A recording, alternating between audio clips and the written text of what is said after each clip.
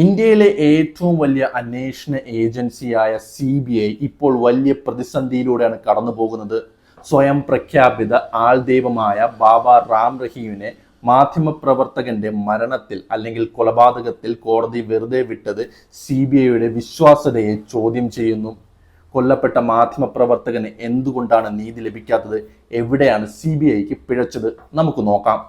2002 ഒന്ന് തിരിഞ്ഞു നോക്കാം. ദേരാ സച്ചാ സൗദയിലെ വനിതാ അനുയായികൾ ലൈംഗികമായി ചൂഷണം ചെയ്യപ്പെടുന്നു എന്നാരോപിച്ച് പുറത്തുവന്ന അജ്ഞാത കത്ത് തന്റെ പത്രത്തിലൂടെ പ്രസിദ്ധീകരിച്ച വ്യക്തിയായിരുന്നു മാധ്യമപ്രവർത്തകനായ രാംചന്ദർ ഛത്രപതി.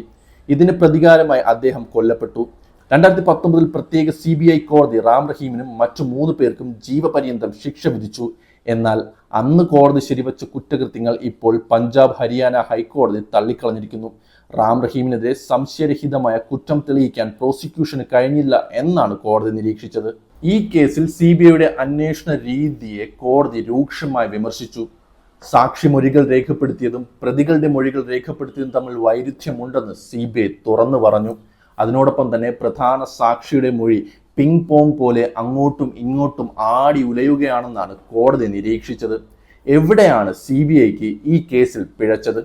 വെറും 7 വർഷത്തിനുള്ളിൽ മറ്റൊരു കൊലക്കേസിലും റാം റഹീം ഇത്തരത്തിൽ വെറുതെ വിടപ്പെട്ടിരുന്നു. ഇത് അന്വേഷണ ഏജൻസിയുടെ കാര്യക്ഷമതയെ ചോദ്യം ചെയ്യുന്നു. ഇത് ഒറ്റപ്പെട്ട സംഭവമല്ല.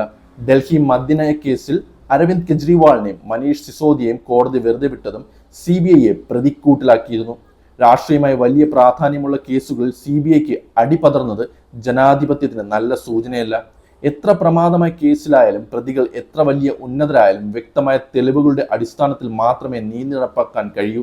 അന്വേഷണ ഉദ്യോഗസ്ഥരുടെ വീഴ്ചകൾക്ക് കൃത്യമായ ഉത്തരവാദിത്വം നിശ്ചയിക്കേണ്ട സമയം അതിക്രമിച്ചിരിക്കുന്നു.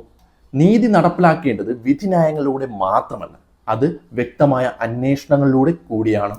CBI പോലെയുള്ള അന്വേഷണ ഏജൻസികൾക്ക് പറ്റുന്ന പാളിച്ചകളിലൂടെ കുറ്റവാളികൾ പുറത്തിറങ്ങുന്നത് ഇതിലുള്ള വിശ്വാസ്യത ജനങ്ങൾക്ക് നഷ്ടപ്പെടുത്താൻ കാരണമാകുന്നുണ്ട്.